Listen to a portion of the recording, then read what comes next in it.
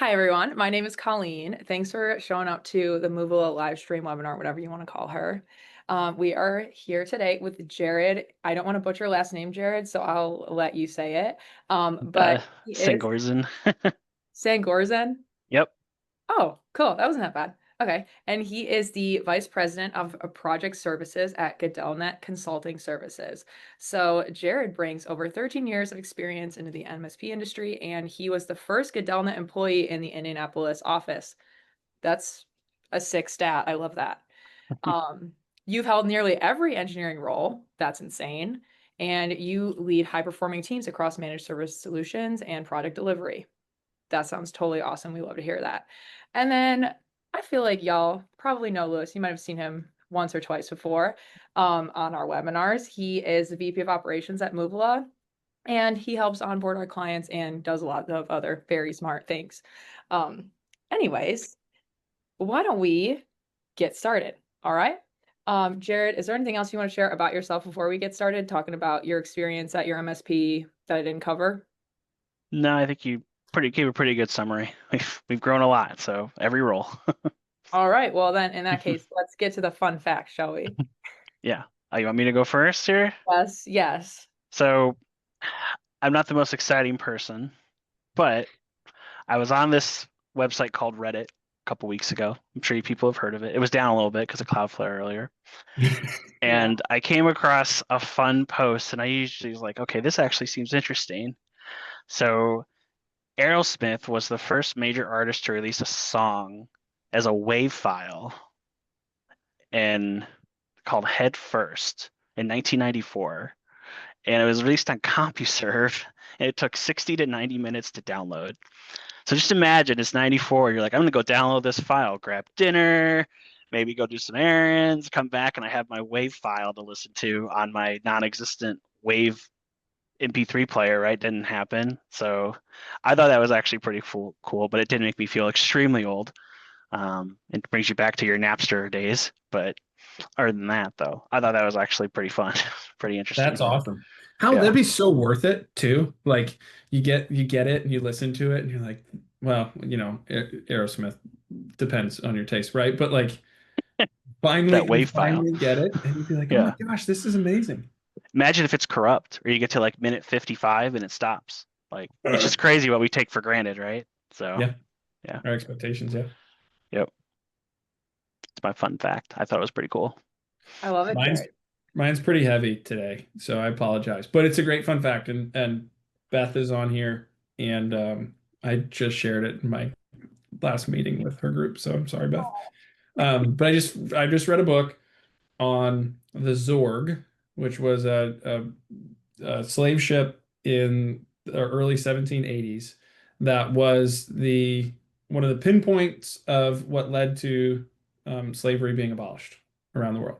So it's the fact's not about the book. I got a lot about the book, but the interesting fact is the English government, when they wanted to abolish slavery, they realized they had to do it in two parts.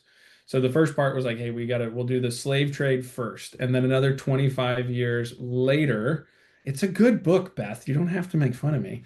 Um, and then another 25 years later is when they abolished slavery. And how they abolished slavery is I didn't know, I can't believe I didn't know this. They paid all the slave owners in England in English properties around the world for their slaves. They doled out what would be equivalent to $4 billion today, and they did not finish paying that loan until 2012, which is wild. So my segue from that into projects Why do your loans run long? is everything always takes longer than you think it will. So Yeah. somebody told me once, I worked for an investment banker doing deals, and we'd had a deal, and it was a guy, and he was like, I don't want to sell. I'm just making too much money, and that's not enough money. And it took years, right? It took like 5 years to get this guy to finally sell his business. Um, and the guy I was working for was like, everything always takes longer than you think it will. Like no matter what it is, it always takes longer. And I've never ever forgotten that. And it has proved true time and time again. Lewis, that was poetic. I love it. Well Good. said. MSP space in a nutshell. So It's everything. It's Yeah. projects. Yep. It's everything out there. Like, and if you can frame, it's hard to get people to understand that though, right? Like if Mhm. you go to a sales guy and you're like, no, it's going to take us 3 weeks to do this migration, they're like, no, you should be able to get it done in 1 week, right? It's hard to get people to understand it, but if you have, for me personally, if you have that expectation in your head that like everything's going to take longer, then when things go faster, you're pleasantly surprised. But when they go longer, you're expecting it. I couldn't have done that better myself, Lewis. You came so prepared today with a great fun fact and segue. So first of Sorry all, how I heavy it say was. that Johnny says he loves your Moovila North Face. I know, I love it too. I love the men's ones. I have a women's one. It's cute and fuzzy and warm too, but I think that's super fashionable. So thanks. Okay, back to the topic. So, all right, we're talking about why projects never end, right? And we're probably going to be touching upon durations and durations dragging on. So why don't we start out with what are some of the ways that you see this day to day? Jared, I'd love for you to start, and then Lewis, maybe you could touch upon what you're seeing from some of the people we work with. Yeah. Like why it's dragging on, or the types of stuff that drag on. What does it look and feel like on a day-to-day basis? Well, it could feel overwhelming because you look at a screen and you're like, I have 50 projects and I can only work on 10 of them, and these others 40 I can't touch. So you're like, well, those are going to drag on and on and on, and then the number keeps going up. So it's kind of that, like, there's nothing to do on them. Like maybe it's something small, like we'll probably talk about later. Mm-hmm. And then you're like, but the number's going up. My number's never going down. I'm not closing things. So it's hard to feel motivated, like you're even making an impact and doing what you want to do. So that's kind of the first initial reaction a lot of people have when they see it, like on the screen. Or Lewis, any additions from what you're saying? Yeah, it's Jared said it perfectly, right? I mean, like the snowball keeps growing. Yeah. Going into this year was interesting, right? There was a lot of changes economically, and I think everybody felt and saw some, and I felt like there's a little dip, but like from what I've seen talking to customers, there's still more projects out there than people know what to do with, right? I mean, there's plenty of things that need to be done, especially in the world we're living in with AI. And you look at the news and it's politics and AI, and that's about it. And AI is leading to a lot of projects, and I think it's going to continue to grow for MSPs. There should continue to be more projects. And to Jared's point, like that pile just keeps growing. And when you Mhm. stack all of those on top of each other, and whether it's a PM or an engineer or a coordinator or whoever's looking at it, like it's really hard to dig into each of those projects. And to Jared's point, to touch each one, and where are we at on this one, and where are we at on that one. And it's just the I think the amount of projects help lead to that long duration as well too, right? It's really hard to level load and to look where's capacity, and when one thing slides, another thing slides, and it's just that's why Moovil is in business, right? Projects are going to go wrong, and that's why we started. We know things are going to change, and things are always going to change, and those changes lead to those really long durations. And I think what would be good too, Colleen, for anybody that's here, and most yeah, I sound like a broken record if you've heard me before, but most people don't grow up as a little kid playing in the backyard saying, when I grow up, I want to be a project manager, right? Like, I did you? No, You did? that was me. I don't want to be a project Oh, guy. yeah, right. Like we're all like, I'm sitting here holding my baseball, like, I Mhm. want to be a baseball player, and here I am talking about projects. But Yeah. so because of that, everybody lands into, I don't know, 2% of project managers in the world, I would say, were like, I'm going to be that when I grow up. Hmm. Everybody falls into it because they're good at communicating, they can keep things organized, and they understand that it is a job, a real job. And for those of you that are newer into the project management space, duration, we always define it as the work window, right? Everybody understands your hours, but durations are, hey, I've got to get this thing done. I can start it as early as Monday. I've got to finish it by Friday. That duration is that work window over what period of time you have to finish that work. Love it. Something else I had tacked onto that. What are some of the big operational costs that y'all are seeing from projects being perpetually open?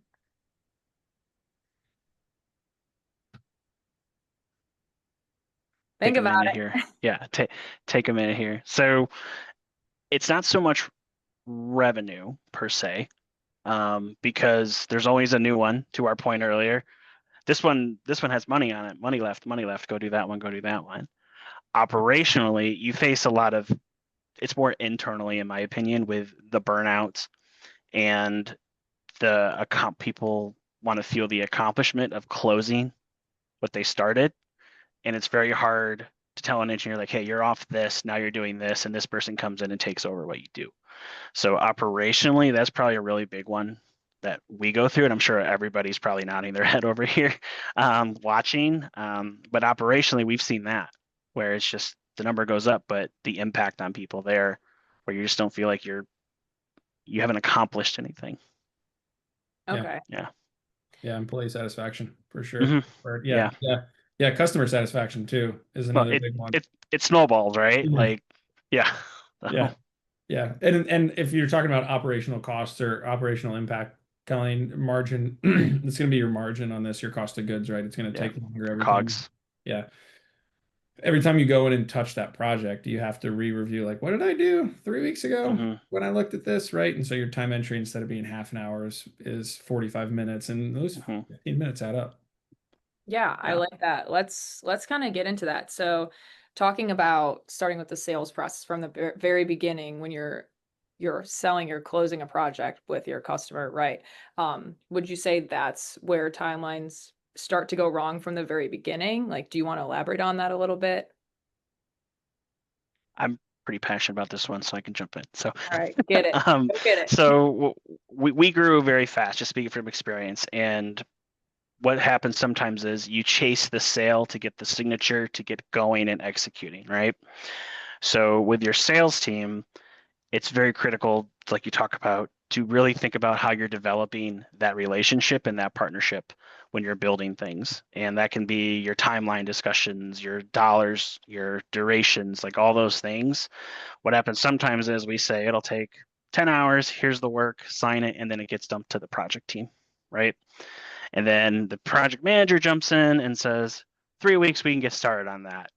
I need it in a week, right? So yes, it's very critical, but I think it's more the relationship with that sales team and making sure you're leveling them up with you and bringing them along in your journey and ride. Because again, a lot of people focus on that front end so much they kind of forget about the engine that's powering the back.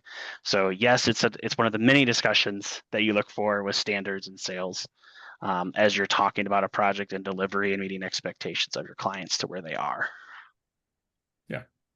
Yeah, and Paul made a comment here in the chat too about, ideally taking longer is incorporated into the original project timeline. To Jared's point, like, you should be communicating with if you're on the operations side, communicating with your sales team. We do it internally, right? So Yep. we look at each of our customer onboardings as a project.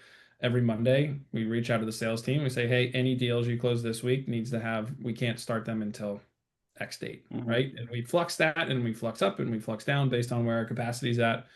But you've got to give that sales team that, right? If you set that expectation with the customer of, hey, if you sign this today, right, we can get started. We'll get started in 4 weeks, right?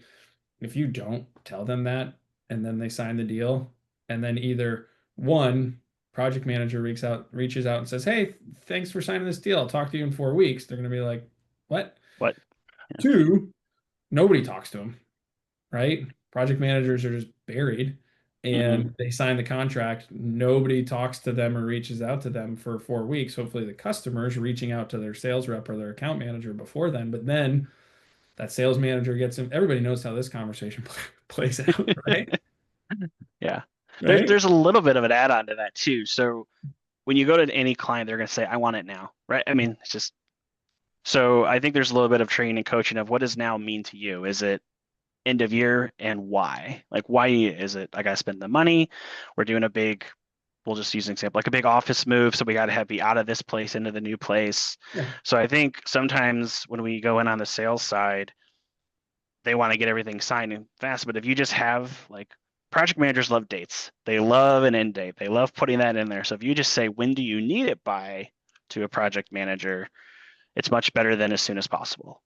So as you're looking at all your data and how you input projects, that can be a critical piece. Like they need it by the 15th, here's why, right?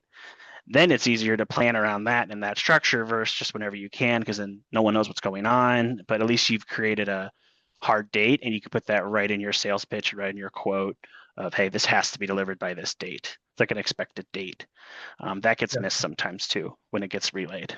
So I feel like some of the early conversations I had with folks when I came into the MSP space was we never give customers due dates. And I was like, what? yeah. We don't? As me as a customer, I'd be like, what does it cost? When are you going to finish it? That's all I care about. Is it on time? Is it on budget? Those are the only two things. Mm-hmm. And I don't know if it's because I'd be interested to hear your opinion on this, Jared. I don't know if it's because customers have no idea what you're actually doing for them, right? Because it's so complicated and that's why they're outsourcing to MSPs, that it's kind of just like, hey, it'll happen when it happened, but it feels like there's a lot of projects out there that it's got no firm. It's like, hey, it can just happen whenever it happens. I would say the majority of the projects I see or talk to people about, that's that scenario. What do you think the why is around that, Jared? I mean, everything is kind of unique there, but I think sometimes salespeople may not know how to answer that question. Some clients, I think you hit a little bit there, is, hey, we know we need this. We're not really in any rush. We just know we have to get migrated or moved or changed. So it just kind of goes in there.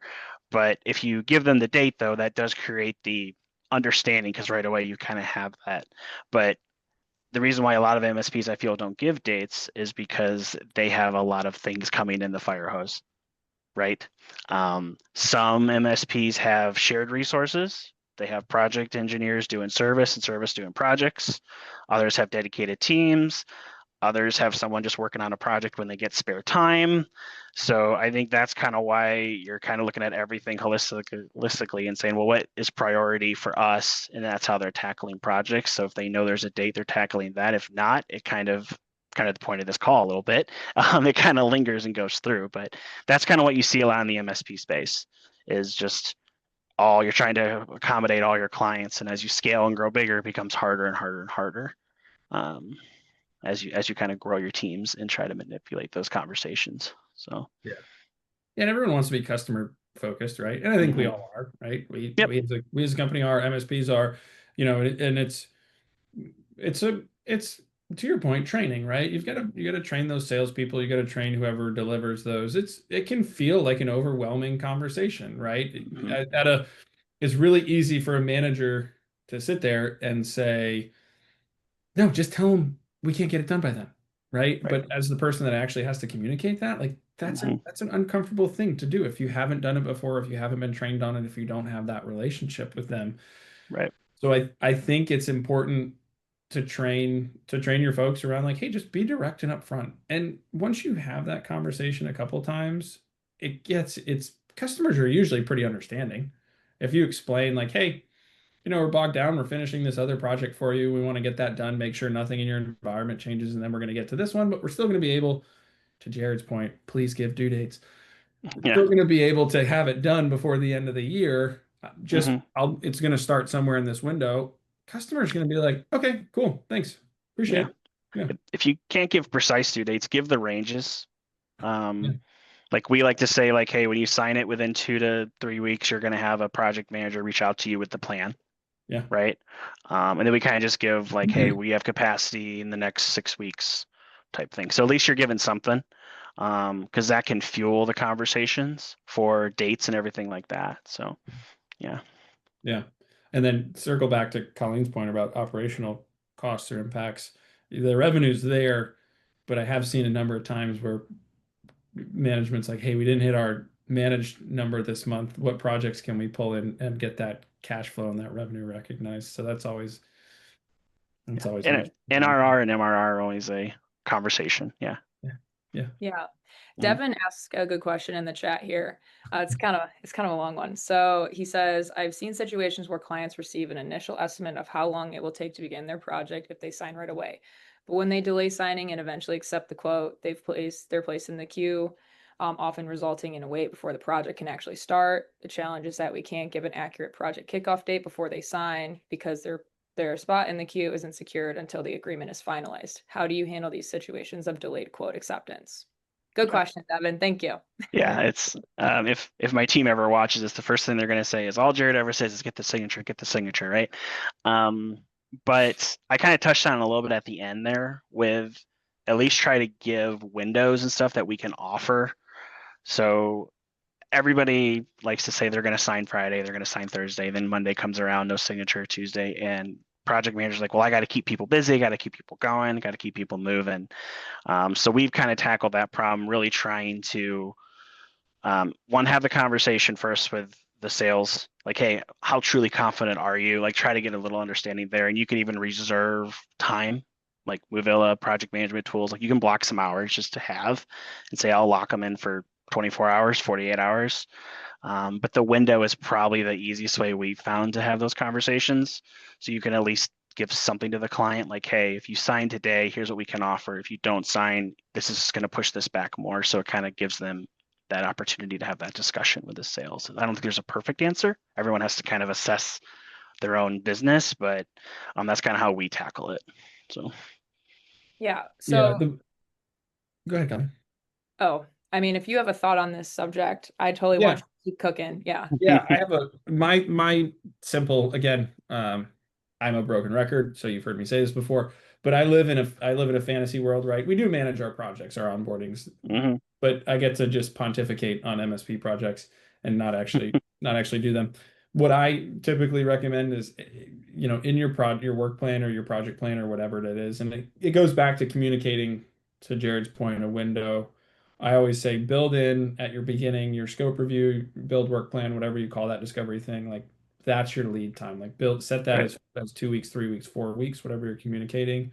And then you throw a week for internal kickoff, and then you throw a week for external kickoff. So it feels to the customer, once you get to those kickoffs, it's moving forward, but really you're building yourselves that buffer. So whatever that window is, 2, 3, 4, 5, 6. I've seen people go out to, like, hey, we're 8 to 10 weeks before we can start a project from when it's Right. signed. My question for Jared, follow up on this. I've always been curious about this and have asked a little bit. Is there any situation where you charge a customer an expedited fee? Well, I just told you it's an MSP, right? So everything's expedited, right? We've looked at it. I've looked at it. It's been very hard to figure out how to quantify that and create deliverables that everybody can kind of agree on, right?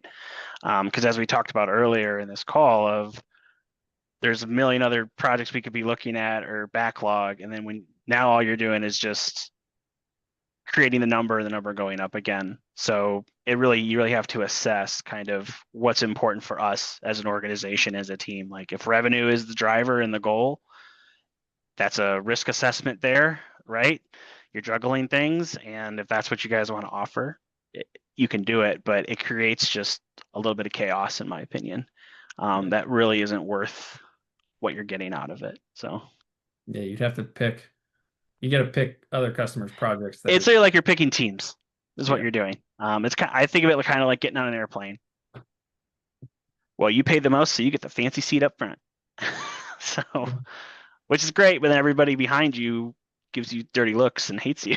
So, Yeah. Especially when there's babies up there and kids. yeah, see, yeah, get that first class. Yeah. Oh man. All right. Well, let's talk about having bad dates or setting dates at all, Jared. Looking Mhm. right. So let's talk about properly mapping your dependencies. How are you supposed to give your customer a date if you're not properly managing and mapping your dependencies? I'm sure you do, but I'm curious your thoughts of how that impacts your timeline. Your dependencies are impacting your timeline. Yeah. Yeah. Well, I think the way it kind of goes back to the sales and the planning a little bit with dependencies. We like to say, do you have a plan A, a plan B, a plan C?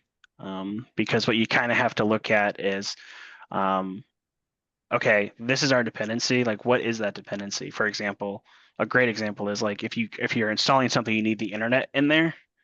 That's a dependency, right? So if the internet's not in there, you need to plan or have some kind of idea of like, hey, here's the next time available we can even do anything. And then management tools will obviously auto adjust dates, give you suggested timelines and frames. So the idea that we've kind of learned over time, and I've learned actually this a lot, is go in with the dependency, but you're going to want to put something that is like, hey, if this doesn't happen, here's what we could be looking at, or here's what we could be seeing. And this could impact your timeline, your delays, or it could impact these other milestones. We're trying to get better at that. I think everybody watching is probably trying to get better at that. But I think that's the way to probably handle the dependencies more or less, is really kind of think through those a little bit harder than just kind of putting them there. Like, depends on vendors showing up. Well, what if they don't show up? Right? Now what? Yeah, the So uncontrollables. that Yeah. type of stuff. Yeah. Yeah, I like to call it order of operations, right? Again, we're not all like going to college and like, I can't wait to go take my PMP when I graduate. Right? We all kind of figure all this stuff out over time. I'm not a PMP, right? But Yep. you've been in it long enough and you use enough tools that have the different things. You read things and you learn it. To me, it's order of operations. Like Jared's point, if you don't have the internet, you can't install it, right? So what is that order? And to our earlier point about durations, right? How long something takes, that plays in with the dependencies. And if the internet doesn't get put in and that install takes a week, then knowing that if that pushes a week, then the install pushes ultimately 2 weeks until it's going to be complete, is the duration of that. So as you start to think about it, not having durations and dependencies, one, can lead to why projects are taking a long time, because you're just fighting fires and grabbing things, and you go in to do this and you realize, oh, I can't do that because this wasn't done, and then you got to circle back to that and it's dragging on. But then not having those, when those things change, it's impossible for you to try to figure it out, right? Yeah. Nowadays, it seems no one shows up on time. So Yeah, those and vendors. the earlier point in there too, like ideally taking longer is incorporated. I used to, so one of the old projects I used to plan is we used to do programs for Costco. So like, and this was a super long timeline. Like we'd plan 2 years out because you'd have to order the components and bring them in and put it together and do all these things. And every time, right, or whoever was selling it would be like, well, it only takes 4 weeks for it to ship from China to the United States. And right, and you've got to have the things before you can make the things. And I'd go in there and be like, no, that's at least 8 weeks, right? Because by the time it gets to Yeah. the port, you miss a boat, you're gonna do this, that, and the other. Like you do need to have, or have somebody you can lean on that has some of that expertise in what you're servicing and what you're selling and the project that you're doing, to know where things are going to take longer too. And circling back to the question, right? What are the dependencies? What needs to be done? Yeah, we handle a lot of it with communication, because we have a lot of different environments out there, a lot of different things out there. We're not experts on all of them. So you kind of build that into your charter or your planning document a little bit of, okay, if this happens, we just need to make sure we communicate it. 99% of the time, if the deadline can move back, if you're just communicating and taking the minute to really kind of outline, hey, here's what's going on, you find most clients are understanding and they get it. And then it's just kind of up to you guys internally to come up with a plan. Do I need extra resources? Can I pull somebody to help with this? And then you can kind of reassess things, but at least you've gotten the heat off a little bit. And then you can kind of refocus on things and kind of look through things. So, yeah. Yeah. Even too, in those scenarios, just throwing the customer a note and saying, hey, we've had X, Y, and Z happen, which is going to push the due date. Our team right now is working on what that looks like and what impact this is going to have. I don't have that answer for you at this time, but something around those terms can be helpful, where the customer's like, okay, they're letting me know as early as they can, they're working Yep. on it, and then you can follow up with those specific details of like, this is going to have a 3-week impact or whatever it is. Mm-hmm. So with those uncontrollables and the life events happening, Jared, I'm curious, how are you handling scope creep in these situations without completely alienating your client? I know that Yeah. Lewis kind of answered that, but I'm curious.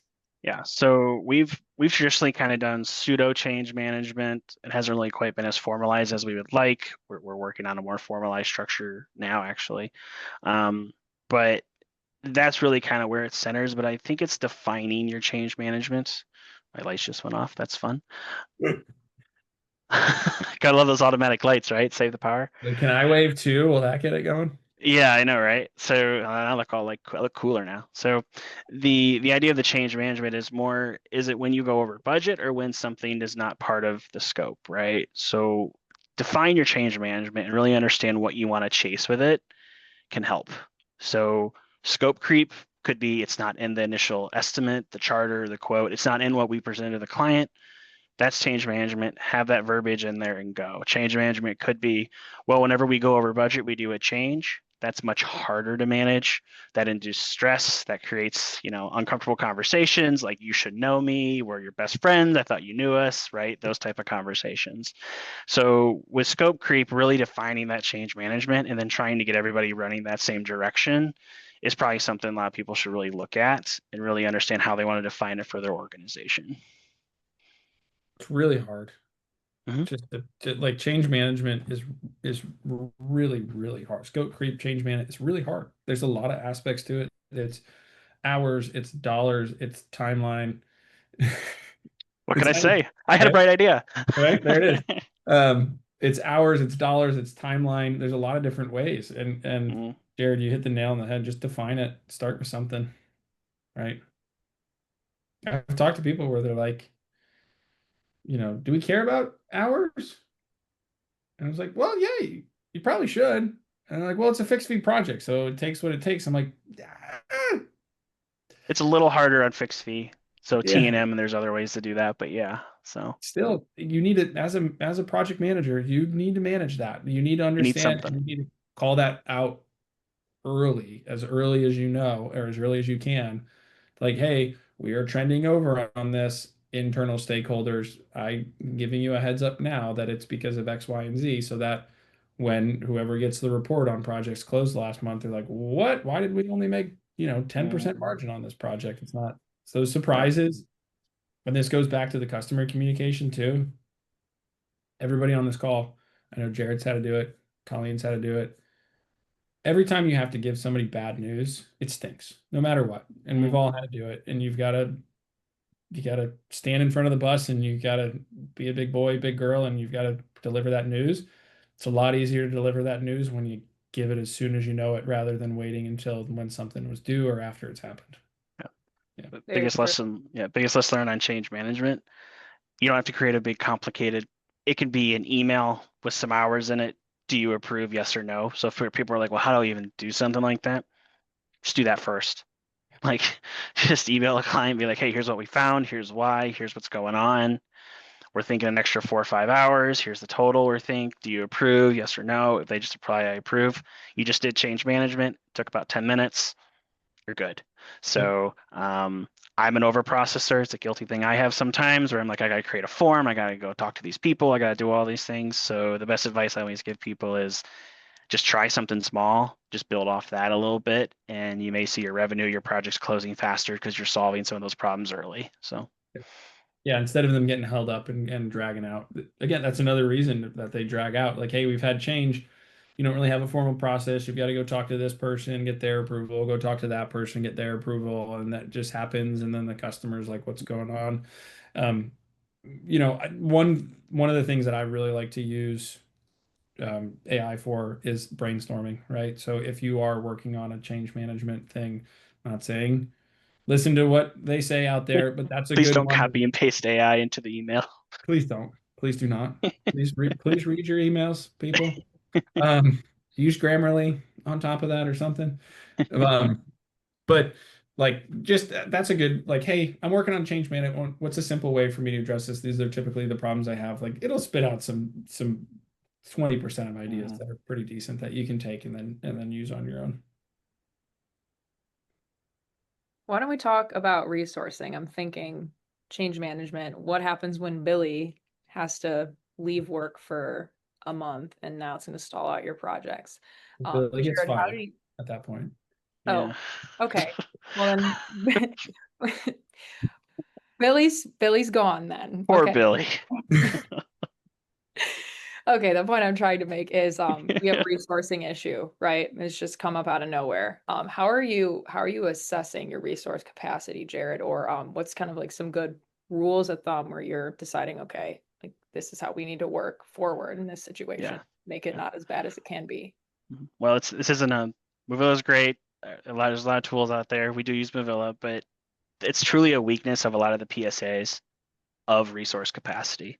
It's one of the main drivers that brought us to a different tool that can sit on top of it. So if you're using a PSA for resourcing, talk to me if you figured it out. We could never figure that out. So it's really making sure you have the right, because we use a lot of dashboarding, a lot of data to really look at that. Okay, we know exactly what projects they were in.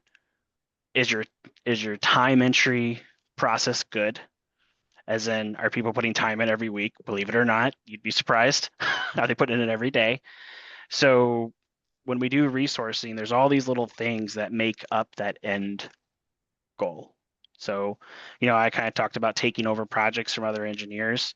It's never easy, but if the time entries are there, the communication's there, everything's been documented, then it's very easy to go in your tool sets and see they were working on these projects. Here's where they were. Okay, now I can look at my teams. I can reach across the fence. I can look at maybe some other people in the org that maybe want to level up and do some work here. So really being able to pull that quickly is really essential. And if time entry is not there, there's a good chance you don't know where the projects are. And if Billy left on bad terms, Billy's probably not going to give you an update on his projects. So it'll be up to the PM, which aren't always technical. So they may not be able to translate it. So that can make your project drag on. So I'm kind of a big believer in really get those fundamentals driving some of those end results. Yeah. Set a target for your resources. Like there's got to be some sort of math out there for you, whatever works. If you have shared resources, if you have dedicated resources, saying, okay, I have Billy, where he's come back, he's turned over a new leaf, and Billy's back. Billy's That was back. quick. He's back. I'm just cycling. Colleen just fired him and Lewis brings him back. I'm just cycling through Billy Madison quotes in my head as we're talking about Billy. But again, another one that like kind of holds up. Yeah. A little bit. Not probably, I guess probably not as much as Austin Powers, but anyway. Billy's here, right? Is that what you're going for? Yeah. Look at me, Schwan. All right, I digress. So set a target, right? And again, it doesn't have to be perfect, but somewhere like, hey, we have 2 resources that do service tickets and projects, but primarily projects. And I'm going to count on 20 hours a week out of each of them. So my capacity per week is 40 hours per week for engineering work, right? Project management capacity hours, whole other can of worms that we won't look at, but the actual work, execution of it, right? I got 40 hours a week, but also be realistic in that, right? Like your labor is your cogs in an MSP. Like for sure, the hardware is what it is. And I know we all want to hit the 80% and the whatnot. But like I've seen people be like, we're gonna redline them, we're gonna run them right at net plan for 9 hours a day. Like you're gonna burn out, there's gonna be meetings, you're gonna have all those things. Yeah. So set a realistic target of how much project work per day and just start there. Right. And even if you don't use Moovila, because I'll be agnostic here. The world runs on spreadsheets. We all know this. Yep. Excel works great. Excel works great, right? Go in and say, I've got 40 hours a week.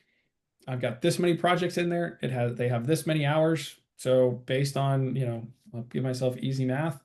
Based on 240 hours, I've got 6 weeks, right? So then you're managing your capacity and you're also circling back to that sales team to be like, hey, new projects can't start for another 6 weeks. Or then you start to have those internal conversations like, can I get more of their hours? Can I get another resource? Yeah.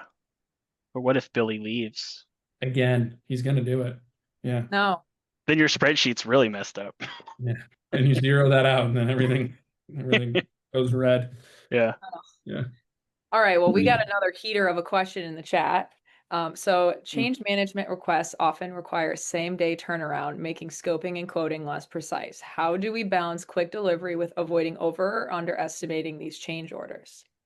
Jeez. Back to you. If I had that answer, I'd probably be watching this too. So let's see. I don't know, Lewis, if you got anything off the top of your head, but that's a really, really hard one. You've got to have a process for change management. If you Yeah, don't, your same day turnaround is never going to happen, right? it If kind of you're goes back to the pre-work, right? Maybe that's a question you put as part of your change management process. How do we accommodate these type of scenarios, and what all goes into them with us as a company? Do I have other resources I can tap into for some of these? What are our skill sets? So there's some other ways to tackle some of that.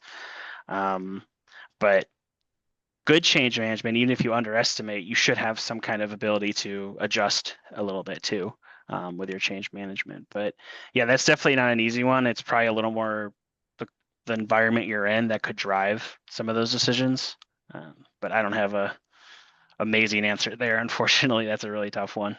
So yeah, there's I would say total gut number here, not based on any information. I would say 50% of the people I've talked to out there, they build a buffer into their scopes, into their quotes. They build a mhm. slush fund or margarita fund or whatever you want to call it. Yeah, we do that So a too. lot, Yeah. yeah, yeah, and you do it either based on inflating your bill rate or you based on inflating your hours. A lot of people do it just based on out, like, hey, we're gonna put an extra 5 hours in there. We're not. Um, so a lot of people do that, I think, to try to avoid having to do that same day turnaround. You still have to have somebody managing that though, and noticing like we're trending over. We had a bucket of extra 5 hours, but this is only 2 hours, so we're still safe. We're still within where we need to be.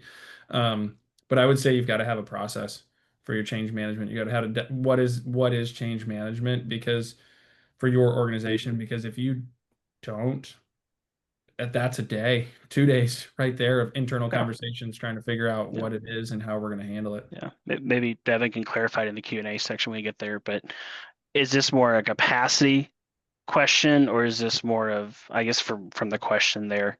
Because it sounds like they've budgeted and put everything in place, but now there's a change request that needs, like, we're in the fire.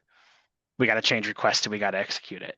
So that's what it sounds like there. So Yeah. yeah. Yeah, that's what I heard from it too. More of keeping the project timeline in place. That's what Yeah. that. In the fire. Yeah. So Yeah. All right. Well, speaking of getting over the finish line here. So for those projects that you're 80% done, if I could speak, that would be great. You're 80% done, you're 80% open. How do you re-engage the team and leadership to close the final mile? Like kick it in gear and get it done. it's an awareness piece, because you can kind of look at what's past due, what's looking at, and then make sure you're creating regular Scrum style checkups, looking things like, hey, here's this one, here's this one, here's this one. And then you can actually plan them, drop them on calendars, get things moving, and then kind of work through picking it off that way. Like that's a very like kind of methodical way to do it. Sometimes I've actually seen some companies like they just do like a mop up day, like kind of like end of the week or end of the month. Some people have kind of like the driver there. We kind of blend the two because we're always the fire hose mentality still comes in here a little bit with MSPs, right? So I think I've seen some end of the year pushes, some end of the quarter pushes, just to kind of start fresh. So you kind of have that mental reset. But everybody kind of has to look at it. But I would say finding those tickets, finding those tasks, whatever you're using, just drop them right on there. Find a gap, put it on there. Communicate in your Scrum or in your update calls, like, hey, here's our priorities. Just pick at it little by little and try to kind of pick at it that way. Is kind of what I think a lot of people face to try to do it. So, Okay. Yeah. What about the project? go ahead, No, Colleen. no, Colleen. I was going to ask, what about the projects that might need a hard reset? Do you ever see those? The hard reset is in we misscoped, we misfired, we just everything we did was wrong. Is that kind of Yeah. what you're saying on the hard reset? Yeah, we get a couple of those. It's unfortunately time wasted. The question I would ask is, do you have a way to track where your time goes for your resources? Do you understand what is not going to translate to billable dollars? Do you understand what what's wasted dollars. You understand where those dollars went and why. It's pretty critical to have like that monthly roll up of analysis to really understand, like, we misquoted this, we failed as a company.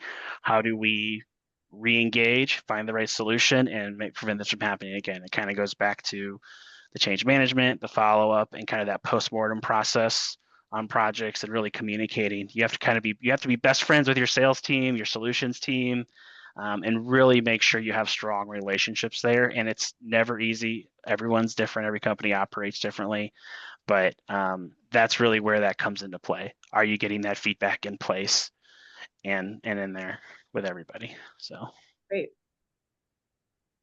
Lewis. I was just gonna say, be a decent person. Like, dude, I mean, it's easier said than done, and I, well, I don't know. In those scenarios, yeah, I've had some bad ones, some really, really, really, really It happens. bad ones It's on. communication. It really Yeah, comes down to how you react to it, and I really like the tracking aspect to it, though. yeah, I should probably add some to the tracking. This is just a tidbit. Make sure you call out the wins too.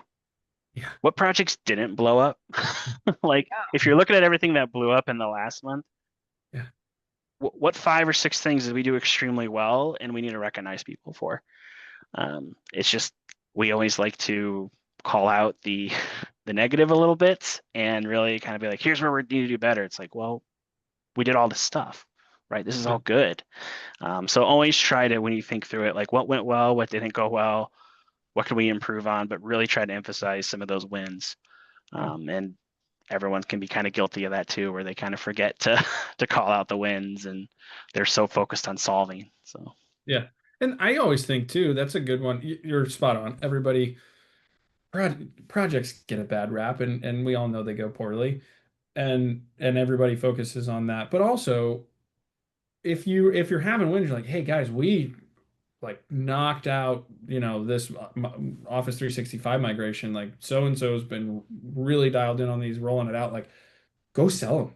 Like, yeah, go sell more of those, right? That's going to help our margin, help you, get more sales out there. We can, if it's a fixed fee, we can lower it by a little bit and be price competitive. But yeah, there's a lot of different ways to go about it. For me, too, and timeline and budget and all these things, I'm thinking about the project, sitting here thinking about the project, the one that was, whew, um, it was expectations on the front end that weren't clearly set on our side as the buyer, and we were managing the project, and then on the person that was selling it to us. So, and I think, it was a newer industry, newer thing that we were doing, and I think we acted more confident than we needed to. I think there's always the ability to build a good partnership too. And you're like, hey, I don't know what I don't know on this. I need you to do this. I need you to help me with that. So I won't make everybody suffer through that story, but we've got a couple more, I think, questions popping in the chat here too. We do, and everyone, fair game. This is around the Q&A time. We have around 10 minutes left, so fire them up and throw your questions in the chat if you have them. So Johnny gave some good advice to Devin. Appreciate that. And then Johnny also had a question. So any advice for when you have a client that isn't helping get the final 20% closed? Like, maybe we meet the key deliverable already. The servers have been migrated to new hardware, but now the decommission process of the older servers is dragging and the client could care less. Bellis. I may sound a little cold here. Send the email, say we've delivered everything, we've offered XYZ, we're going to close this project out, bill everything. When you're ready to remove the servers, let us know. I don't think every client's obviously different. There's account management, there's relationships, customer service, stuff like that there. But I think sometimes if you've delivered everything and you have everything there, I think you just got to lay it out plain as day in an email or a phone call, whatever you're comfortable with, and say, just recapping. It can be in your project closeout email, or before then, just recapping everything you did, all the milestones, all the tasks, and saying like, hey, this is truly the last step. I've reached out this time. We've gone above and beyond at this point. We're going to go ahead and close it out, bill it, and then feel free to reach out to our team when we're ready to get the server out of there. As of now, everything's functioning and the way we agreed on the project, and you move on. Having a PM chase that weekly is not worth their time. So that's there's sounds a little cold, but that's yeah, all you can do, right? I mean, right, but that's all you can do. And depend, hopefully, well, yeah, it depends how you bill, right? Yep, Sending that Beth's got invoice, it. Yeah, in the chat a that little bit. Yep. that There you invoice, go, Beth. Yep. yeah, yep. There's a, nerd alert again here. Good book out there, Never Split the Difference, by a guy who's the lead negotiator for the FBI internationally, and it's a really great book. And one of his tactics is always in those situations ask a question like, you always pose a question, put it back on them, but asking things like, have you given up on this project? Like, are you done with this project? Do you not want to move forward with this anymore? There's ways to phrase those questions too that'll person will be like, oh well, shoot, yeah, I guess I should get the ball rolling here. Yep. Absolutely. All about the documentation. Make sure you have it, and then you're good. So Yep. Anytime, Johnny. We're so glad you asked. Yeah, the other part of that too, I'm interested to hear your opinion on this one, Jared, is when you've got different stakeholders involved in that project and your contact who you've been working with, you can't get them to do what they need to do to close it out. How do you handle those when you're like, okay, I think I've got to skip over them to the next level up? Yep. I think some of that is in your planning when you have like your internal call with your resources to know who your stakeholders are, who your people are. Usually there's someone above. Sometimes they're the owner. Sometimes they're the all-in-one. I like to say they're the president Yeah. of one because there's only one person at the company sometimes. But Sure. so yeah, so you may have some lists there. Leveraging your who has the best relationship with that client is usually internally, where I steer people to go Yeah. and say like, hey, I'm gonna email so and so and CC the person I've been working with. Is that fine? I'm going to do it. So, I mean, they're trying because on my PMs, I'm trying to get projects closed to get things out Yeah. the door. So eventually that conversation just has to happen and you need to be comfortable doing that. Now, again, always leverage the internal resource that has the relationship just to make sure you're not like overstepping or you're going to set off alarms or anything. But yeah, I think I try to always say empower the PM to do whatever it takes sometimes, and sometimes you have to go that route. So Yep. Yep. Paul's got one. What about client has shifted priorities? What if the client has shifted priorities? Old projects going on hold for a new higher priority project. What has worked for me is pause a project until a specific date. What do y'all think?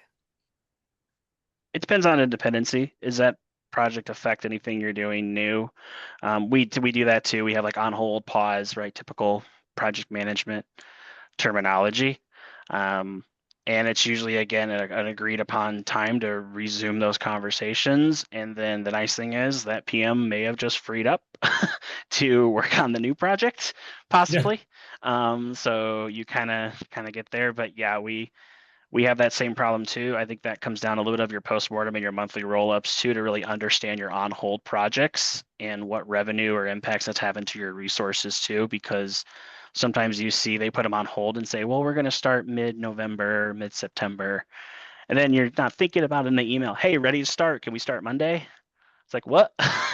Hold on, it's Monday now. Like, what are you doing, right? So I think having those realistic conversations, putting in an email saying like, hey, I will follow up with you in 2 weeks or 4 weeks and put a note for yourself. And then if they say next year sometime, lock it on hold and tell them when you go to reopen this, we're going to need to have a quick call first, set expectations, make sure everything still aligns with our budgets, our scope, and then we can get you back in the queue. So trying to look at stuff that way has worked sometimes, but again, every situation is a little different. But trying to kind of set the dates a little bit ahead of time can help. So Yep. Yeah, I've seen some people that if they can't get the customer to engage, they'll say, "Hey, we're putting this on hold. You are now in the queue, so it's going to be another yep, 6 weeks until we can get to this." And they reach out right. that 6 weeks. Are you ready to move forward? Nope. You're going back to the end of the line. Again, a little bit harsh. You need to, Jared, your point there at the end is, I think the key thing to take from this, leverage that internal relationship. Like who can deliver that message best, who knows the nuances of that customer. That's That is key. Yeah. You can also defend yourself a little bit too. If you know like if your engineers tell you like, hey, they need to get this done because their server's going to die or their equipment's going to, their EOL, they're exposed. Encourage your teams to speak up a little bit too, because the client may not understand like, well, I want to do this thing now because we feel it's more important. It's like, well, do you understand that your firewall is exposed to the internet and can get hacked? No offense to Sonic Wall, much love, but just saying, Sonic Wall. So it can happen, right? So it's just a really critical thing to make sure you understand. Like, hey, if we pause this, are we putting our client at risk too? And it's okay to push back and have those conversations sometimes internally to talk to the client, because there could be some real impact there, security implications that may not have gotten thought of during the sales process. So, Yep. Cool beans. All right. Anything, 30-second rapid fire, each of you, because I got a couple things to say at the very end here. We talked about a lot, but what would you say is the most important piece, the most important starter to make sure that you have accurate timelines or you're mastering timeline creation? we're probably going to copy each other, but it comes down to the charter and the planning document. Like it's kind of, I mean, it's project management in a nutshell, right? Like every project manager wants planning, structure, organization. But yeah, it's pretty amazing. I like to say SharePoint migrations, as an example, are 90% planning and 10% execution. It's kind of what projects are, can be sometimes too. So Yeah, have a plan. And I think it goes back to one of the earlier questions about how do you get it across the finish line at the 80%, right? Like if your plan is just 2 tickets, you don't have a clear list of what you need to do to close out that last 20%, right? So have a plan, and part of that plan is some semblance of durations and dependencies, right? Like some sort of idea of how longish-ish things should take, and then in what order.